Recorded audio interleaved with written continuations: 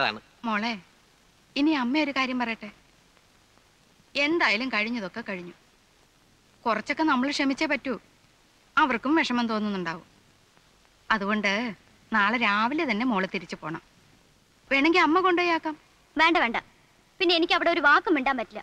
അവരെന്ത് പറഞ്ഞാലും ഞാൻ കേട്ടോളുന്ന അവരുടെ ധാരണ. അതൊന്ന് മാറട്ടെ. പ്രേമേട്ടൻ ഇന്ദുവിനെ വിളിച്ചോണ്ട് വന്നില്ലേ, അതുപോലെ ശിവൻചേട്ടൻ വരട്ടെ എന്നെ കൊണ്ടുപോവാൻ. പെൺകുട്ടികൾക്ക് ഇത്ര വാശി പാടില്ല. വേറെ ആരും അല്ലല്ലോ, നിന്റെ ഭർത്താവ് അവന്റെ അമ്മയല്ലേ. അമ്മേ, പണ്ടത്തെ അമ്മായിയമ്മ പോരൊക്കെ ഇന്നത്തെ പെൺകുട്ടികളുടെ അടുത്ത് കാണിച്ചത് നടക്കുവോ? നിന്നെ പോലെ വാശി ശിവനും കാണുമല്ലോ. അവൻ വന്നില്ലെങ്കിലോ? വന്നില്ലെങ്കിൽ ഞാൻ ഇവിടെ തന്നെ താമസിക്കും. അതിനാരും പേടിക്കണ്ടല്ലോ.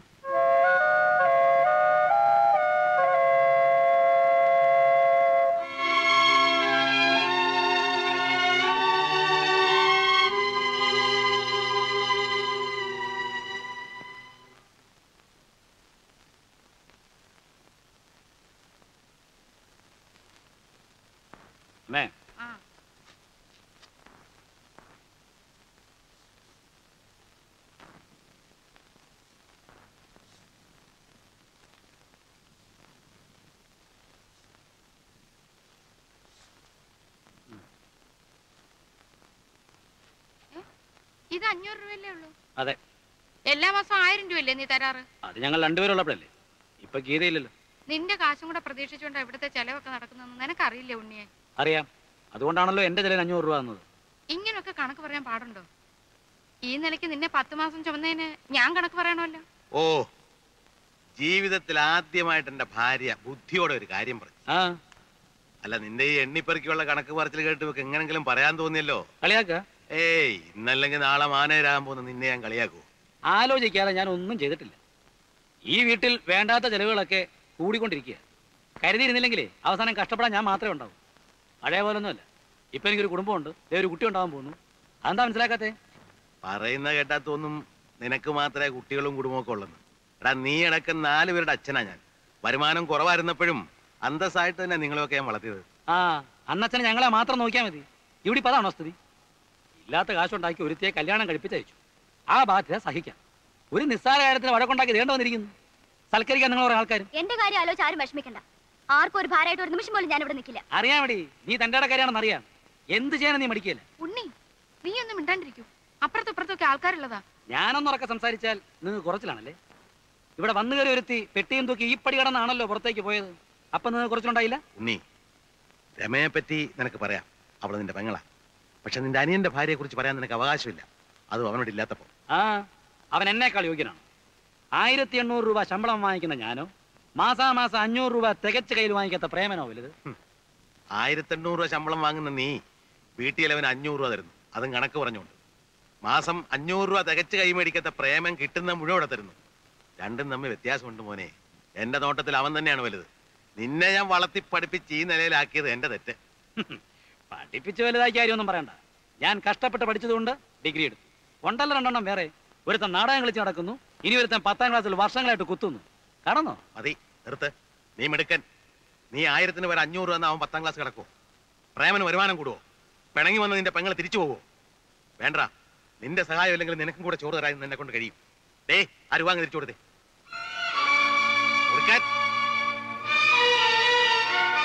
കൊണ്ടുപോ. ഇനി നിന്റെ ഒറ്റ പൈസ അവിടെ തന്നു പോരുത്.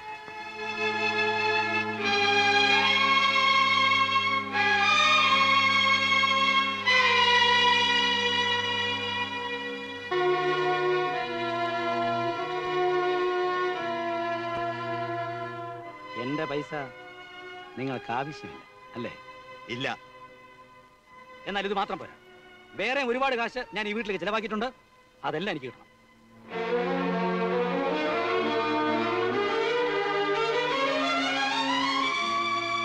എന്നെ ആദ്യമായിട്ട് അച്ഛാന്ന് വിളിച്ചത് നീയാ.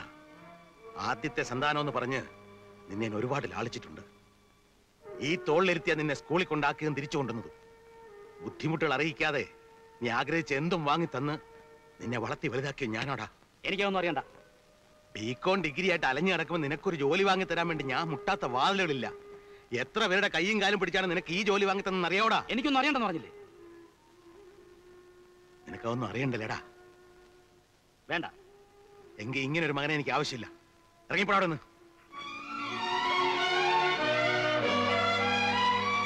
അങ്ങനെ വെറും കൈയോടെ ഇറങ്ങിപ്പോകാൻ എന്നെ കിട്ടില്ല. പുന്നാരമ്മയുടെ കല്യാണത്തിന് എന്റെ പ്രോബ്ലം ഫണ്ടിൽ നിന്ന് 25,000 രൂപ എടുത്തു കൊടുത്തത് ആ രൂപയ്ക്ക് തിരിച്ചു കിട്ടണം. അത് തന്നാ നീ ഇവിടെ നിന്ന് ഇറങ്ങിപ്പോവോ? ആ നിമിഷം ഇറങ്ങിപ്പോ. എന്നാ മരിച്ചുപോയ കാരണവന്മാരുടെ പേരിൽ ആണയിട്ട് ഞാൻ പറയാണ്, ഇന്ന് മുതല് നിന്റെ കടം തീർക്കാന്നുള്ള മാത്രമാണ് എന്റെ ലക്ഷ്യം. അത് തീർക്കുന്നവരെ ഞാനും നീ തമ്മിൽ ഒരു ബന്ധവുമില്ല. ഞാനോ എന്റെ വാക്കുകൾക്ക് വില കൽപ്പിക്കുന്നവരോ നിന്നെ കാണില്ല, സംസാരിക്കില്ല. പിന്നെ കടം തീർക്കുന്നതിന് മുമ്പ് ഞാൻ മരിച്ചു പോയാൽ എന്റെ ചെതയ്ക്ക് തീ കൊളുത്താൻ പോലും നീ വീട്ടിനകത്ത് കാലുകുത്തരുത്. ഇറങ്ങിപ്പോടാ, ഇറങ്ങിപ്പോടാ പട്ടി. ഇങ്ങോട്ട് മാറി നിൽക്കില്ല, അവൻ പോട്ടെ. ഓടാ ഇറങ്ങി.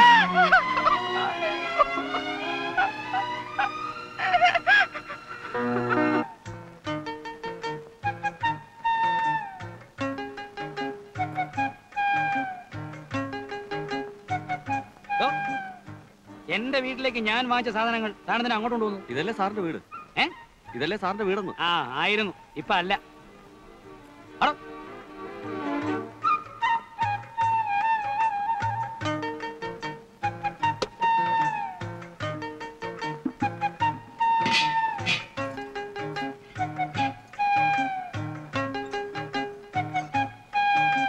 വാ. ആ അങ്ങോട്ട് വെച്ചേരെ. അങ്ങോട്ട് വെക്കാനല്ലേ പറഞ്ഞേ?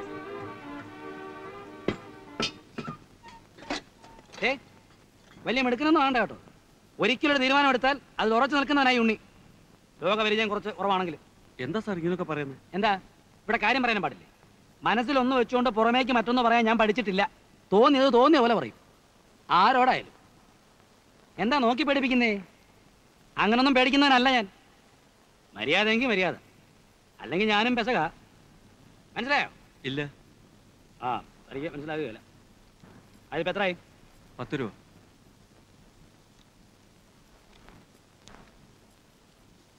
ആ ഇത് 9 ഉള്ളൂ. 1 രൂപ വേണം സാർ. പത്തായില്ലേ? ആ. ആ ഇന്നലെ രാത്രി നീ എന്താ പറഞ്ഞേ? നമ്മുടെ മോനല്ലേ അങ്ങ് ക്ഷമിച്ചു കളയുന്നല്ലേ? ക്ഷമിക്കാൻ നിരത്തിലാവണ്ടേ അവന്റെ പോക്ക്? പുകഞ്ഞ കൊള്ളി പുറത്ത്, അത്ര കണക്കാക്കൂ ഞാൻ. അയ്യോ, നിങ്ങളൊന്നും മിണ്ടല്ലേ. ഇല്ലടി, എന്റെ നാവടക്കാൻ നീ അല്ല ദൈവം തമ്പുരാൻ വിചാരിച്ചാൽ നടക്കില്ല. പ്രായം ഇത്രയായി. ഇനിയേ എന്നെ തിരുത്തി എന്നാക്കൊന്നും ആരും വിചാരിക്കണ്ട. മനസ്സിലായോടി?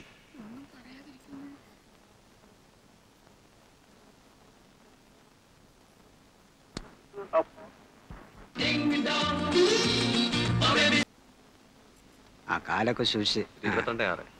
അത് എത്രയാണ്? 12.4. ആ ടേപ്പ് ശരിക്കും പിടിക്കേ. നമസ്കാരം. അല്ല, ഇത് ആരപ്പാ? എന്താ ഇങ്ങോട്ടൊക്കെ? വെറുതെ. മരം മുറിക്കരുതെന്ന് സർക്കാർ ഓർഡർ ഇട്ടിട്ടും ആചാര്യ ഡിപ്പോയി തടിക്ക് ഒരു കുറവില്ല. ബിസിനസ് നടത്താണ്ടിരിക്കാൻ പറ്റുമോ? അപ്പൊ പിന്നെ ഇല്ലാത്ത തടിയൊക്കെ ഉണ്ടാക്കേണ്ടി വരും, ഇല്ല കുഞ്ഞമ്മതെ? അതെ അതെ. പിന്നെ ഞാൻ വന്നത്, കുഞ്ഞമ്മ അന്നൊരു കാര്യമെന്ന് പറഞ്ഞിരുന്നു. ആചാര്യയുടെ പുതിയ കാറിനൊരു ഡ്രൈവറെ വേണമെന്ന്. അന്നത്തെ ബുദ്ധിമോശം കൊണ്ട് ഞാനത് വേണ്ടെന്ന് പറഞ്ഞയച്ചു. പിന്നെ ആലോചിച്ച് നോക്കിയപ്പോഴാ എത്ര കാലം ഇങ്ങനെ വെറുതെ ഇരിക്കുക. അപ്പൊ ആചാര്യെ കണ്ട ആ വിവരം ഒന്ന് പറയാമെന്ന് വിചാരിച്ചു. ആ വണ്ടിയിൽ ഇപ്പൊ ആളായില്ലോ. മാത്രമല്ല, നിങ്ങളുടെ മക്കൾ സമ്മതിക്കുമോ? അത് മോടെ കല്യാണം കുറച്ച് ബാധ്യതകൾ വരുത്തി വെച്ചു. അത് ഉടനെ തീർക്കണം. അങ്ങനത്തെ ഒരു സ്ഥിതിയിൽ വന്ന് പെട്ട് ആചാര്യ വിചാരിച്ച എവിടെയെങ്കിലും ഏർപ്പാടാക്കി തരാൻ പറ്റും. കാറിലോ ലോറിയിലോ എവിടെയെങ്കിലും. എന്താ ഇപ്പൊ ചെയ്യാ? എല്ലാ വണ്ടിയിലും ആളുണ്ട്. പിന്നെ ഉള്ളത്, വേണ്ട, ആ പണിക്ക് നിങ്ങൾ പോണ്ട. എന്താ അത് അത് കുറച്ച് അധ്വാനം കൂടുതലുള്ള പണിയാ. എത്ര അധ്വാനമുള്ള ജോലിയായാലും ഞാൻ ചെയ്യാം. ചെയ്തേ പറ്റൂ. അത് മാത്രല്ല, വേറെയും കുറച്ച് പ്രശ്നങ്ങളുണ്ട്. നിങ്ങൾ കാര്യം പറ. അത് കാട്ടിന്ന് കള്ളത്തടി കൊണ്ടുവരേണ്ട പണിയാ. ആഴ്ചയിൽ 2-3 ട്രിപ്പ് ഉണ്ടാവും. പക്ഷെ മനക്കരുത്ത് വേണം. പിടിച്ചു പോയാൽ അകത്താവും. കാശ് കിട്ടുമല്ലോ? കാശ് കിട്ടും. പക്ഷെ മന്ത്രിമാരുടെയും കളക്ടർമാരുടെയും ഡ്രൈവറായിരുന്നു നിങ്ങൾക്ക് അത് ചേരൂ. സാരമില്ല, ഞാൻ റെഡിയാ ആചാര്യ. എപ്പോഴാ വരേണ്ടതെന്ന് പറഞ്ഞാൽ മതി.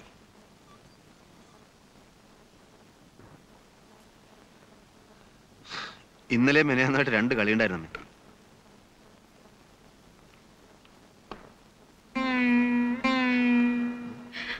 എന്താ അമ്മേ? എന്താ ഉണ്ടായത്? എന്തിനാ അമ്മ കരയുന്നെന്ന്? എന്തു? അമ്മ എന്തിനാ കരയുന്നത്? ചോദിച്ചത് കേട്ടില്ലേ? അച്ഛനും ഉണ്ണേട്ടനും തമ്മിൽ വഴക്കായി.